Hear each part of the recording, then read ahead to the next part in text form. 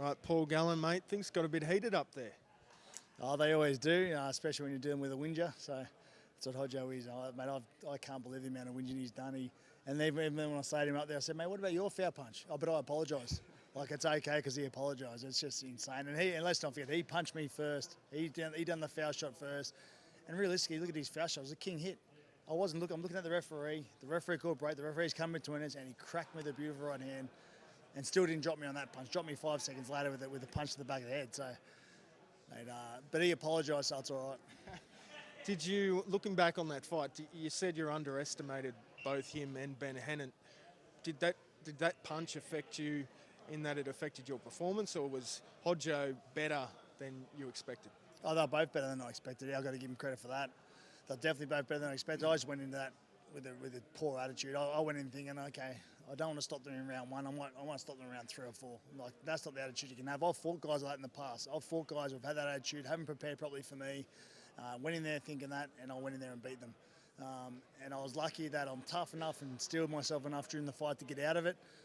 Beat 2 guys in one night. It hasn't been done for a long time, and I got the job done. But this time I'm much more mentally well prepared. I know what he brings, so I'm mentally better prepared than I was last time. The last fight in your career, does that feel good that you don't have to get in there again?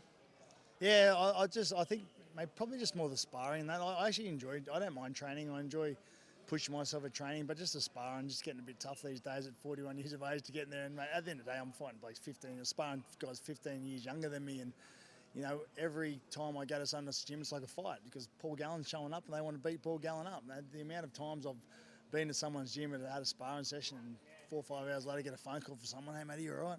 Yeah, what are you talking about? Oh, I got told you got touched up today. It happened all the time. For the last 10 years, I'm used to it. It doesn't worry me, but that's just what happens.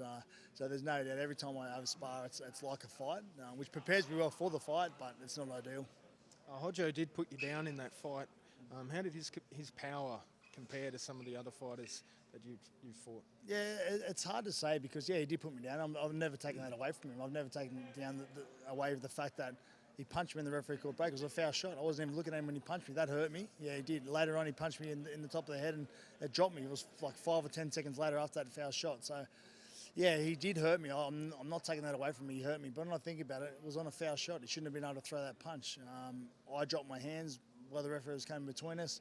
You know, the number one rule in boxing is protect yourself at all times. So I'll be protecting myself at all times. This fight, I know he's admitted he's been practicing dog shots. So I'll be protecting myself at all times. And if he doesn't get that dog shot on me, I don't see how he beats me.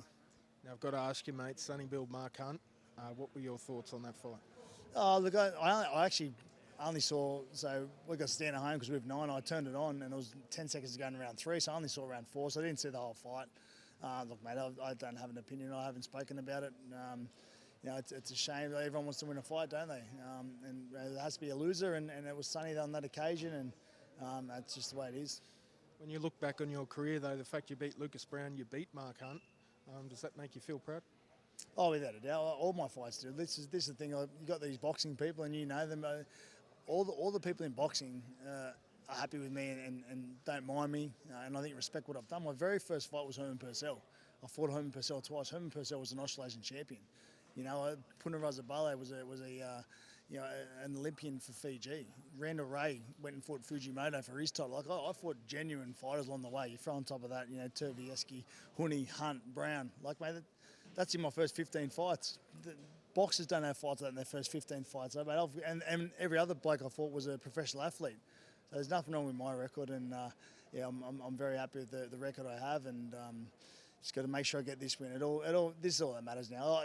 You know me, mate. I've spoken about fights when it's leading up to the fight. Once the fight's done, it's done. I'll never talk about it again or mention it again. So I've just got to make sure I win this fight for the last time and get out happy. And what's next?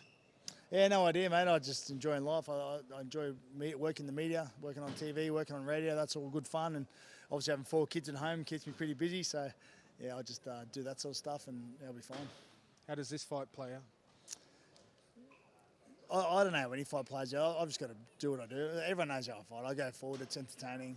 I've got to keep going forward. I'm the shorter guy in every fight, so the only way to get them is to go forward on them.